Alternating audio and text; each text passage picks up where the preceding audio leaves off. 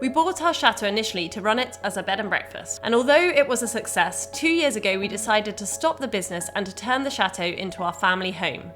Despite grand plans, we still haven't moved into the former rooms for the guests. When we visited our friends Christina and Carl in Sweden this summer, we saw how their stunning manor house works as a cozy family home despite its size. We're glad to be hosting them this weekend and learn about their secret tricks to make any house feel like a home. We're going to start with our big problem room. This is our former breakfast room. So we had just a few tables in here, chairs, very simple.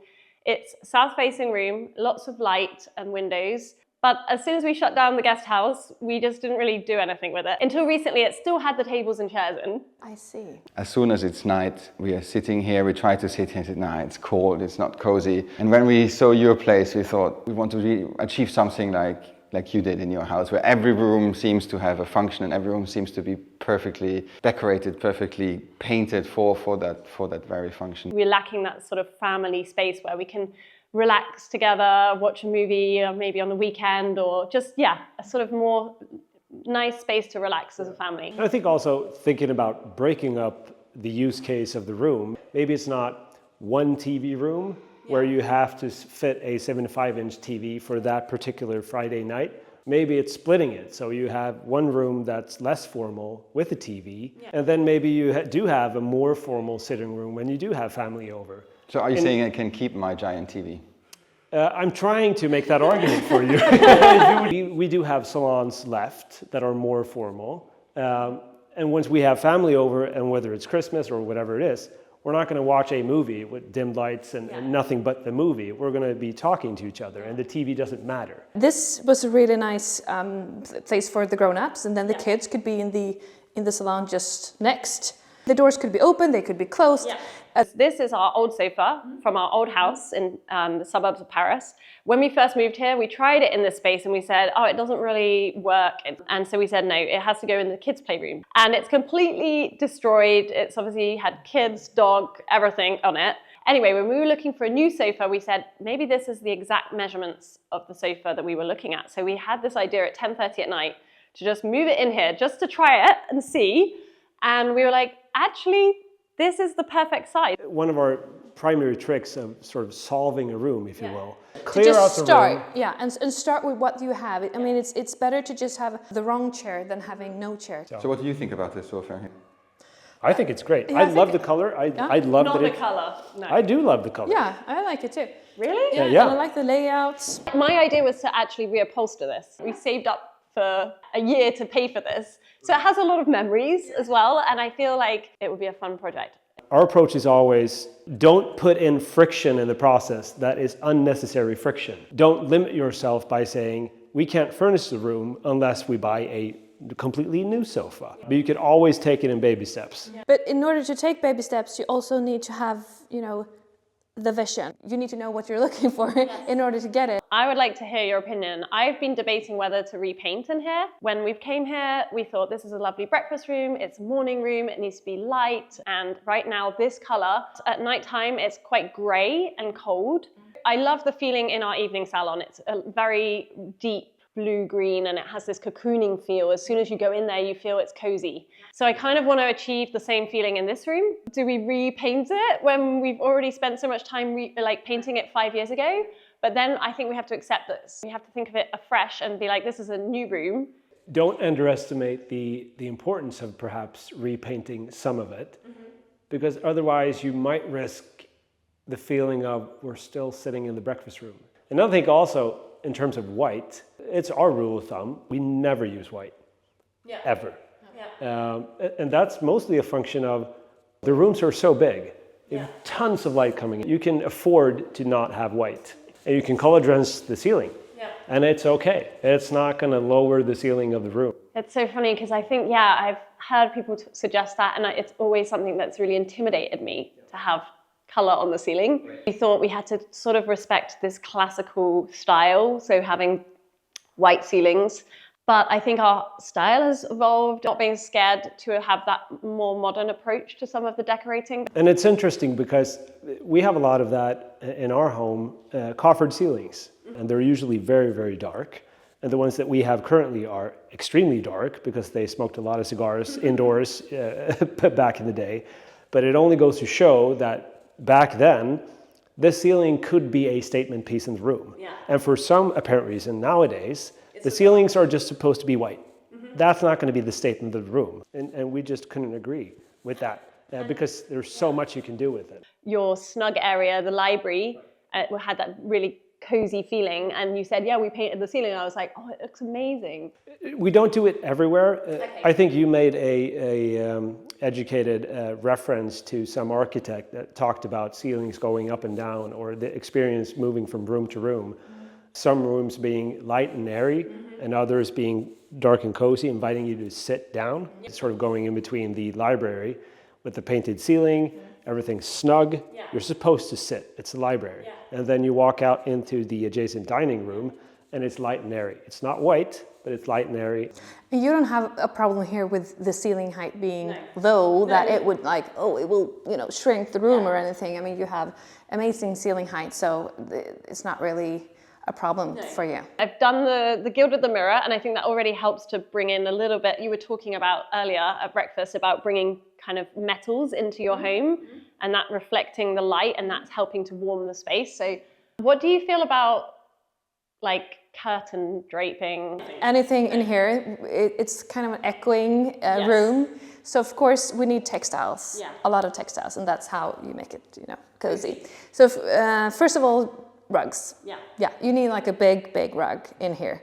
And I would definitely do curtains.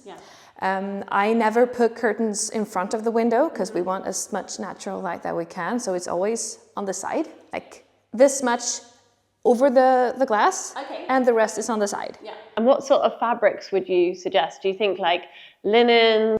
Some linen, some velvet, depending on the room. And it depends on sort of how much of a cozy feel do you want and still keep it airy, because we have so many windows, which is amazing during the daytime, it also adds to that feeling of it feeling you're very vulnerable in here. We're in the countryside. It's not like we're in the city with lots of street lights or lights from other buildings, so it's very dark, and especially in winter. One thing I noticed that you guys don't have that we have a lot of is lamps and lights in the windows. I love that. I remember when we came to yours, I spotted you had lamps everywhere, and especially in the windows, and that was something we saw a lot in Sweden, and I was like, what is that? And that's such a great idea. And you can also put like a table in front of the window, but you also said that here in France the windows are opening inwards, which of course they're going to be in the way, but maybe you don't need to open all the windows all the time. No. So as long as you sort of put in the right LED that we spoke about last night. Told us. But I think, and that is such a fascinating thing, that so inexpensively you can make a room warm just by choosing the right kind of color of light bulb. Yeah, and that only goes to show, like, speaking of this color, it might be perfect during the evening. But currently we have no way of assessing that, because you have one chandelier in the middle of the room. What I can see are the wrong type of LEDs. So it's certainly not going to light this correctly. Now it's switched off, so it doesn't matter. But in the evening, it's not the right one. Carpets is something I have a really hard time with. Where do you find rugs? Do you use contemporary rugs? Are you finding vintage rugs? We mostly find contemporary rugs that are custom made in the right size that we want, because we both have rooms that are bigger than normal rooms, which makes it harder to find something off the shelf. We like the like a natural weave, like a sisal rug. That's like our favorite go-to. Like in a room like this, where you want it to be a little bit more cozy, I would go for like a wool type wool of rug. Yeah, exactly. Maybe the idea of having those sort of antique furniture, little decorations, that could be where we're bringing in the sort of antiques and the aged traditional pieces, and then some things need to be contemporary because we need to have a rug that's big enough. I would also, even though if you choose a wool, I would do like a natural a natural color.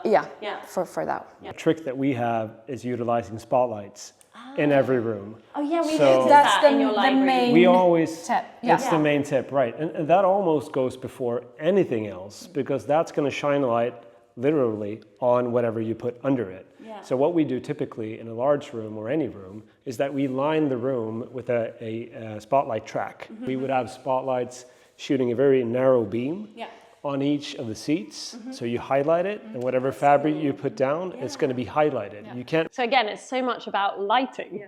It's coming down to lighting in the end, textiles and lighting. Do you have any other tips about like how you approach finding art? You're an artist. Well, I used to paint. You could make something. We've done that in previous apartments and houses. So we got a little piece of a corner of an inspiration from somewhere, and then we made it. But I'm quite excited and inspired to maybe get back to doing some art. And I can do the lights. You're going to be on the lights. You're going to be chief lights man. No. I mean, we do have a storage room filled with furniture that we purchased. And again, we never do that in terms of buying new statement pieces for huge amounts of money. We pick it up at flea markets for 50 euros. So we walk into that storage room and see, will this work? I don't know. Take it, try it. It's going to take 5 minutes. No, it doesn't. Maybe it'll fit in that room. And maybe it does. And I guess the space can evolve over time. You can move things around and you can be like, okay, this isn't ever going to be properly finished. It's probably going to keep evolving. Your approach for this room, you would start with, would it really be the lights? Would you install lights? Would you? Yeah, but then it's the question already, would you put white ones or black rails? It depends on what you do with the ceiling in terms of color, but I mean, start with white. And I say it jokingly, but behind every great room is a great electrician, and in this case, it's you. Thank you. I mean, no, but I mean it. In our place, I do most of this stuff, and then we have some pros as well. If I would treat you as a client, I would, interview you and you as well, of course. And okay, so what is your style? What do you like? So that I know, okay, how could we combine these? So your job is to try to blend the two. Exactly. Like a marriage counselor as well. I could maybe make like a concept for this room. I would love that. Because this is the room that you, I think, need most help with. Yes. And I can present that to you and send it to you. That would be brilliant. That would be amazing. I mean, and that I would really like to, if we can have a walk around, if you could just show us like, this is a good corner that we're happy with, so I can see what you mean, and then you probably have areas that's like, oh, we hate this because of something. Okay. Good, let's do that. Let's do it. Quick. Fantastic. Good. Before we go back to this interesting discussion, I would briefly thank all of those who make these videos possible. That's you who watch the videos on YouTube. It's the patrons who support our channel in exchange for extra and behind the scenes content. If you're interested in that, I will link it here. And it's also our sponsors. First and foremost, and do I even need to mention the name? Squarespace, an all-in-one platform to create an outstanding online presence, which also happens to be this week's ad. Creating a webpage is no longer a challenging task, and you don't need to hire a professional designer. With Squarespace, you simply pick a template from their extensive library and adapt it to your needs. Or even better, you let their new design intelligence feature help you creating a page that suits your brand, a tool based on AI and 20 years of Squarespace's industry design expertise. You can decide what features you need, for example, a module that handles invoicing and client payments, accepting all major payment providers out there without having to use third-party tools. I highly suggest for everybody to head over to squarespace.com for a free trial. And if you're ready to launch, head over to squarespace.com/howtorenovator to get 10% off your first purchase of a webpage or domain. This is one of the rooms that I feel works. I think it's the combination of the colors and the lamps. I like the furniture, the mix of furniture in here. These were just some chairs that we picked up at a second-hand shop, but then I reupholstered them in a contemporary fabric. It's quite simple. The same with these, like I love a stripe because I love the colors in the rug. When we found this rug upstairs, we decided to use that as our starting point for the color scheme. Ah, nice. And I think that's why it works, because we tried to pull out the blues. You have this kind of gold in here, so we've got like lots of gold with the mirror, with candles. Also with this glass table. Somehow, because of the red in this, we started getting the idea to bring in the red lamp. And just starting with a rug that already has a really nice color combination is so smart. Because In my grandmother's painting, I used that as the starting point for the colour scheme in the kitchen. Yeah. There are things that I don't particularly like, and that's the white that we used on the radiators and on the walls. I think it's too bright, it's too cold. But other than that, I think it really works. This is a mix of furniture from the 60s, also the carpet is from the 60s. The dog is much younger.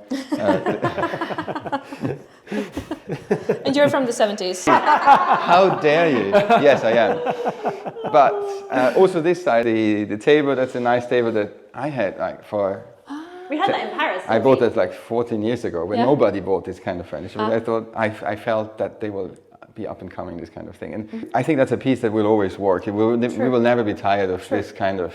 The same with this which we found on an auction. I have no idea what it is, but I like it. It just looks good. We will never be tired of this. This could also work in, I imagine, every period. In every, And it perfectly sort of complements the colors of the robot vacuum. Yes. I think without this room wouldn't work. No, Without the you robot. always need a statement piece. Yes. And in this room, I would say Here that's it is. it. Here it is. And Ziggy's like, I'm the statement piece. Ziggy I- fits perfectly in this color scheme. Oh, You he, should Yeah. do more he of looks the- good. He looks good in every room. My favorite room. Yeah. It might come as a surprise. But the room that I think is a really good canvas for what's to come is this room. That is our most controversial room because a lot of people don't like the color. I love this color. I think it works really well in here, especially if you look out. It really complements the green outside. This is obviously a creamy type carpet, I think. Different table, it's too much brown. Works well with the gold. I even like the beigey white here. We need a new one, something. This is a bit too old-fashioned, I would say. If you change this, it will change the feeling of the room, I think. This is one of the old breakfast tables. Breakfast that we've tables, but repurposed. I like the black. I like the them. black. I'm not so keen on this table. Empire style. I love this. I love this, for instance. That's for me. And it also fits anywhere. Yeah, exactly. And a good sized lamp for a good sized room. Oh yeah. However, I do like these chairs, even though they are also a bit on beer style. But they don't look heavy or anything. They're just funky. Yes, I mean these are. Feel, but it's a 60s Italian. Well, this is really ethno-inspired. Obviously, it looks a bit tribal. And But then it's also really nice. really petite. Super thin. Really nicely made, so you can see the quality of the workmanship. So, you might not be familiar, but this comes from Sweden. This item. I think I have a few. Sorry, we have a few. What a coincidence! What? a coincidence! I just love it when you make new acquaintances with great taste. Yes. It makes me so happy. And that was also so good because it's very masculine. Yes. Especially in a room like this that has a red that you could say that it's a feminine room due to the color. Just to add more masculinity to it could be Brilliant. Yes. that leather or black. Yes. Or, Maybe it's all about creating a tension, right? In between styles, in between feelings, in between textures. Yeah. If you have everything similar, it becomes a bit flat, and you take the interest out of it. Yeah, and we often talk about that at home. We often talk about feminine or masculine rooms or objects, and that we need to have a mix. But also walking in between the rooms. You want to bring whomever's visiting or yourself living in it on sort of a journey. Of course. Through something that feels very feminine and airy and light, and then all of a sudden the mood changes, the purpose of the room changes as you walk through. So We had an interesting discussion, and we were always disagreeing on this. Anna thought at one point, and maybe still thinks, that the house there has to be a flow, which means you have to go from one room to the other, and the flow would be defined by having the paneling painted white underneath, and then you change the color of the rooms. I agree, obviously, there needs to be a flow. You can't go from one room and a completely different thing, but I didn't agree that it translates into having the same paint scheme in each room. I would agree. We initially perhaps... We agree with Philip. Yes. Yeah. Yeah, Anna's completely in the wrong. What's she thinking? What's she thinking? It's so nice to hear that, because for years I was, blamed for that. Yeah. We've had apartments and homes and our current home where paneling goes through into a hallway from one room into the next, and we've been talking so much about where can you break color-wise? Can you actually just split it down in the midst of the room or in between or so on? And it works so good. I mean, going from, for instance, again, coming back to the library, which is sort of a similar red brownish like this, deep dark color, and then moving into the light and airy gray beige dining room, at some point you need to split the colors. And we did, in the archway. Thank you so much, guys. Yeah, it was fantastic. Thank you so much. Thank and you I'm for having excited to see what your suggestions are. Yeah, and I need to know a little bit more about your style and your style. We're gonna do that separate. Talk about that. Okay, cool. Let's go. We learned so much. And one more thing, you might not know, but Carl and Christina have a YouTube channel, and you should definitely go and check it out because they are putting out videos every week and doing similar things to us, renovating their Swedish manor house, which is stunning. And you learned so much from their channel. Yes, definitely go and check it out. We'll put a link in the description. Subscribe, check it out. Yeah. And what time does it go out? Usually 8 o'clock on Sundays. So just about half an hour before ours. Yeah, we're the So warm-up scene for you You're guys. the warm-up act, that's amazing. You have to see their house. Yeah, You go have and to check see it their house. out. Subscribe to their videos. They're amazing. They're doing a great job. You just started, Yes. but we're really excited to see what you guys are going to be doing. Thank you so much. Thank you, guys.